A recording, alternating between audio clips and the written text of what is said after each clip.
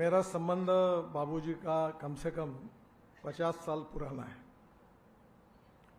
मैं भी याद कर रहा था कि मैं 1975 में जब इमरजेंसी लगी तो मैं स्कूल में एचएससी की परीक्षा के लिए स्कूल का 11वीं का विद्यार्थी रिस्पेक्ट था, न कोई पब्लिक सपोर्ट था, और इमरजेंसी के खिलाफ जो भी बोलते थे उनको जेल में जाने की नौबत आती थी।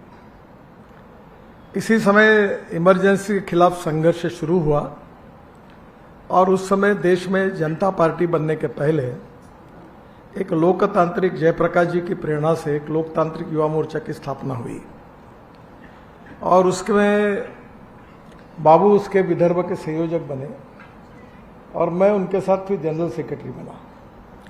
और तब से बाबू का जो लॉटरी भांडार का दुकान था, मुझे बड़ा इस बात का दुख है कि वो तोड़ने का काम भी मेरे हाथ से हो रहा क्योंकि वो चौक को बड़ा करना था। तो मैंने बाबू को बताया, उसने कभी विरोध नहीं किया।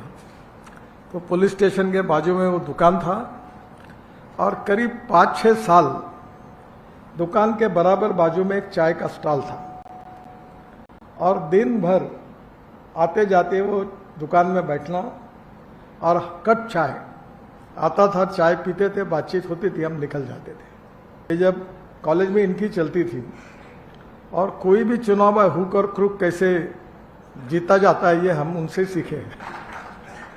तो बाबू उस समय साइंस कॉलेज में थे और साइंस कॉलेज में जाने वाले लड़के ज़्यादातर फर्स्ट क्लास के और मेरिट के स्टूडेंट उस समय होते थे।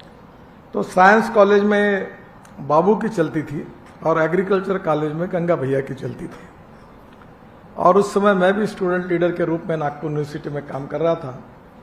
तब से मेरा उनका संबंध रहा है। जब ये सत्कार करने की बात आई तो मैं बाबू को, उसके स्वभाव को जानता हूँ। आज वो कितना खुद को उनको अनकंफर्ट होता होगा ये मैं समझ सकता हूँ, क्योंकि ऐसे सत्कार वगैरह होने में कोई बाबू जैसे व्यक्ति को कभी पसंद नहीं होता। अब कभी कभी गुस्सा निकल ही जाता है। मुझे भी बाबू समाजवादी विचारधारा के हैं, तो मैं तो समाजवादी विचारधारा का नहीं हूँ।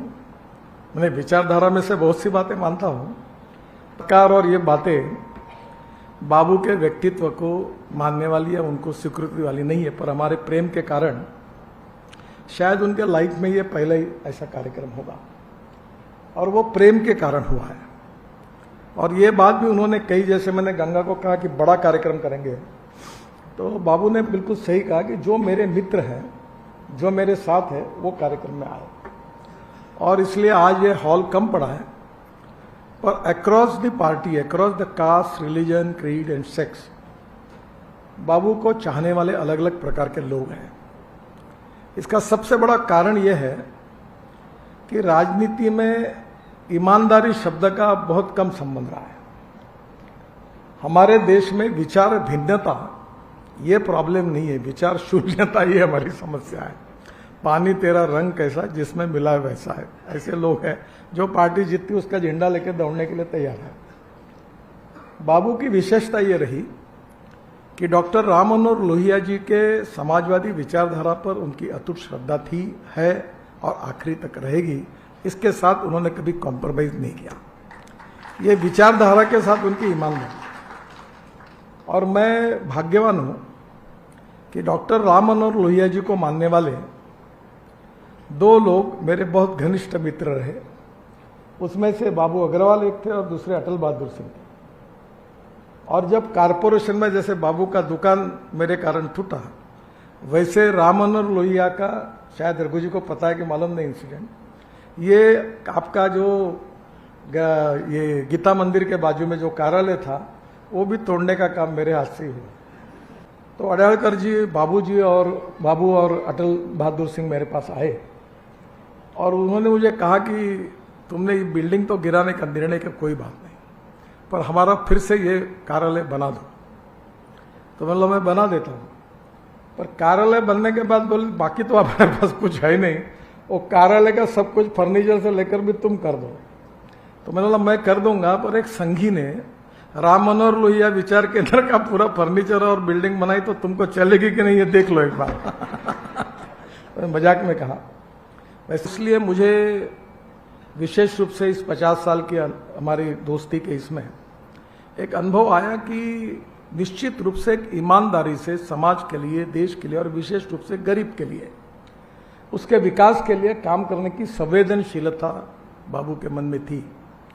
और इसीलिए उन्होंने जो विज्ञान मेला शुरू किया, उसमें बड़े बड़े ग्रांटेड स्कूल के, सीबीएसई और बड़े स्कूल के बच्चे नहीं आते, कारपोरेशन के, जिला परिषद के, झुकी झोपड़ी के, गरीब से गरीब विद्यार्थी आते हैं। और बाबू की जो विचारधारा है वो पुरोगामी है, प्रगतिशील है। तो दोनों बातों को लेकर जो शोषित है, पीड़ित है, सोशली, इकोनॉमिकली, एजुकेशनली बैकवर्ड है, उनके विकास के प्रति उनकी कमिटमेंट रही और वो काम उन्होंने एक समर्पित भाव से किया। और उसमें छोटे छोटे एक्सपेरिमेंट हैं और वो एक्सपेरिमेंट में जो सामान रखा जाता है वो भी कोई बड़ी चीज़ों का नहीं होता है। छोटी छोटी वेस्ट में से चीज़ों का उपयोग करके वो विज्ञान मेला वो अनेक सालों से कर रहे हैं। मैं भी अनेक बार उस कार्यक्रम में गया हूँ और फिर मैंने उनको अनेक राज्यों के, मैं जब बीजेपी का अध्यक्ष था तो उन्होंने कहा, तो अनेक हमारे राज्य थे, शिक्षा मंत्री थे, तो मैंने अनेक राज्यों में बाबू को बोला कि आप जाओ वहाँ भी जाकर उन्होंने कार्य किया और उन्होंने एक बहुत निष्ठा से ये काम किया। और बाबू के जीवन में कभी उन्होंने किसी को कुछ मांगा नहीं, पर एक बार मुझे उन्होंने कहा था कि मेरी इच्छा है कि ये विज्ञान मेला को, ये गरीब विद्यार्थियों को अच्छी तरह से ये साइंस एंड टेक्नोलॉजी की जानकारी देने का कोई म्यूजियम, कोई ट्रेनिंग सेंटर, ऐसी बड़ी वास्तु बननी चाहिए। तो उस समय हम 2 साल से कोशिश करते रहे। अब सरकार में कोई भी काम करना और उसको स्वीकृति लेना, पैसा उपलब्ध करना, अड़चने आती है, तो स्वाभाविक रूप से काफ़ी अड़चने आई। पर आज मुझे बताते हुए खुशी हो रही है कि बाबू के आग्रह से हमने एक प्रोजेक्ट मंजूर किया है। हमारे मॉडर्न साइंस सेंटर की मान्यता प्राप्त हुई है और गरोबा मैदान में जो म्यूनिसिपल स्कूल है कारपोरेशन की, वो इस काम के लिए उसका आवंटन भी हुआ है। 40 करोड़ रुपए का प्रोजेक्ट है और इस सेंटर की विशेषता है कि biology, physics, chemistry, modern laboratory, mathematics, बाद में रोबोटिक्स और एस्ट्रोनॉमी, इसका सेंटर भी है। विद्यार्थियों के रहने की व्यवस्था भी है। और फिर बाबू के साथ जो लोग थे, मैंने उनको कहा कि वर्ल्ड में शायद नीदरलैंड में या कुछ देशों में ऐसी चीज़ें हैं, तो वहाँ के तुम पूरी बातों का अध्ययन करो। और इसके लिए बाबू ने काफ़ी लोगों को अलग अलग प्रकार से उसका अध्ययन किया। उसका थीम कंसेप्ट भी पूरा हुआ है और मुझे लगता है कि आने वाले इसी साल बाबू का 75 साल अभी चालू हुआ है। हाँ, कंप्लीट हो गया। तो आज तो 6 महीने के अंदर बाबू का एक सपना था, उस कार्य का शुभारंभ होगा, ऐसा मैं विश्वास के साथ आपको बताता हूँ। तो ये कॉज के लिए उनका समर्पण रहा है कि हमारी राजनीतिक मतभिन्नता हमारे रिलेशनशिप में कभी आड़े नहीं आई। तो कभी ना कभी वैचारिक मतभिन्नता से ऊपर उठकर व्यक्तिगत संबंधों का बहुत महत्व होता है। तो विचारों की मतभिन्नता होने के बाद भी रिलेशनशिप अच्छी होती है, मजबूत होती है, टिकती है। यही भारतीय लोकतंत्र की विशेषता है। और मुझे यह लगता है कि राजनीति में भी दिल बड़ा रखकर अपने विरोधी के साथ भी अच्छा व्यवहार करना चाहिए। और इसलिए बाबू के और हमारे बीच में तो कभी डिफरेंसेस रहे ही नहीं।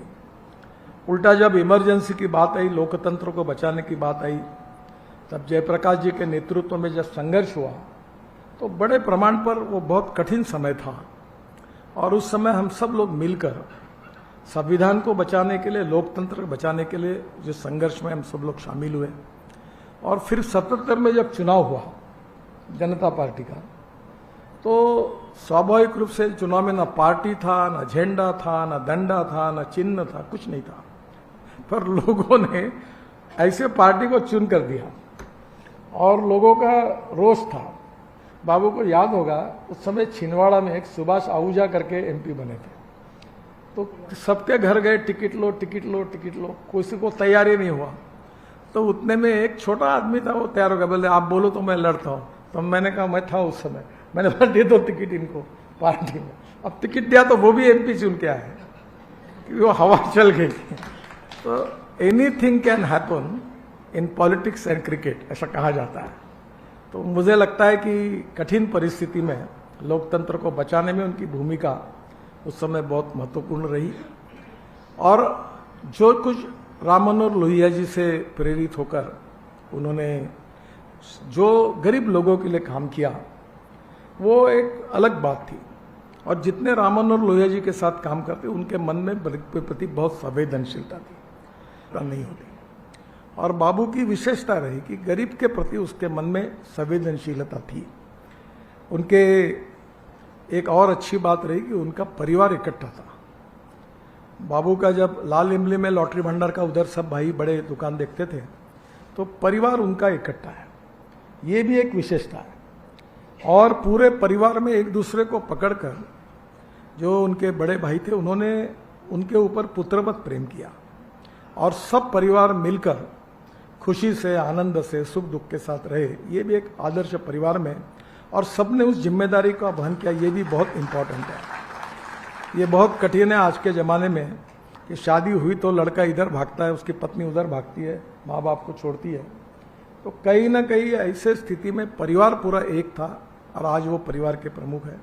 ये उनके लिए बहुत खुशी की बात है। बाकी जीवन में समस्या आती रहती है, और बहुत हिम्मत के साथ सब समस्याओं का उन्होंने निश्चित रूप से प्रतिकार भी किया है।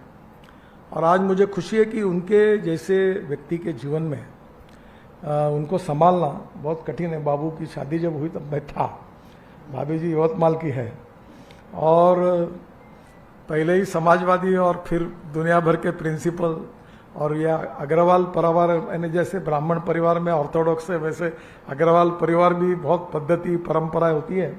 तो बाबू के साथ चलना बहुत कठिन है, पर उन्होंने पूरा कॉम्प्रोमाइज करके एक सुखी जीवन के रूप में उनको संभालते हुए, उनकी बातों को संभालते हुए ये 75 साल उन्होंने पूरे किए हैं।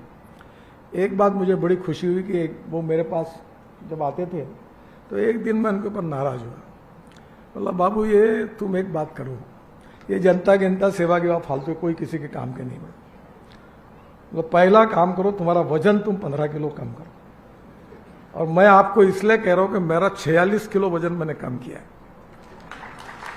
और मैं अभी रोज 2.5 घंटा प्राणायाम व्यायाम करता हूं। मैंने बोला पहले अपनों को अपना हेल्थ के तरफ प्रायोरिटी।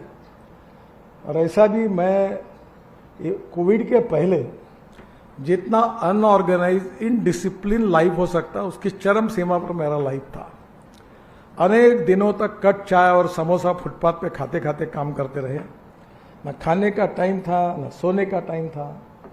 पर कोविड ने जीवन को बदल दिया, और उसके बाद मैं इतना नियमित बना हो गया। अब मैं चिंता नहीं करता। आज कितना भी बड़ा आदमी है, किसी का भी फोन आए, मैं 2.5 घंटा नहीं लेता किसी को, और बाद में आओ। और तब बाबू को मैंने कहा कि तुम कुछ करो ना, तो ये मुश्किलें बढ़ेगी। और फिर जब बुढ़ापा आता है तो फिर नेचुरली आधार लेना पड़ता है, घर वालों की तकलीफ बढ़ेगी। तो आज मुझे लग रहा है कि मैं अब तो नजरों से समझ सकता हूं कि किसने कितना वजन कम किया। बाबू ने कम से कम 9 से 10 किलो वजन कम किया है, और ये उसके लिए उनके लिए अच्छे के बीच में वजन काफ़ी बड़ा था। मैं गंगा भैया को भी कहा था कि तुम भी, इनका भी पहले पेट थोड़ा आदमी, मैंने बोला ये अभी हमारी हम डार्क जोन में, रेड जोन में जा रहे हैं। 60 साल के बाद तकलीफें बढ़ती हैं, तो हमको कम से कम तकलीफ हेल्थ के तरफ ध्यान देना चाहिए। बाबू ने आज वो भी काफ़ी प्रमाण में हेल्थ अच्छी रखी है, और इसलिए अभी जो कहा राजू जी ने कि 100 साल भी पूरे करेंगे, तो निश्चित रूप से बाबू 100 साल पूरे करेंगे। और जब वो 100 साल पूरे करेंगे तब हम भी रहेंगे, ताकि उनको शुभकामनाएं देने के लिए। और आज वो एक यशस्वी, ईमानदार, सिद्धांतनिष्ठ और गरीबों के प्रति समर्पित, एक समर्पित जीवन का बाबू का ये इतिहास है। और उनका विज्ञान मेला का जो कार्य है, वो उनके आधुनिक, प्रगतिशील और वैज्ञानिक दृष्टिकोण का एक दिशा दर्शक है, और आगे ही ये कार्य उनके हाथ से होता रहेगा। मैं एक उनके छोटे भाई के रूप में, उनका मित्र होने के नाते, मैं हृदय से उनको बहुत बहुत शुभकामनाएं उनको और भाभी जी को देता हूं। और आप सबकी शुभकामनाएं उनको निरोगी जीवन आगे का निश्चित रूप से मिलेगा, वो शुभकामनाएं काम में आएगी। फिर से एक बार उनको बहुत बहुत बधाई, धन्यवाद, नमस्कार।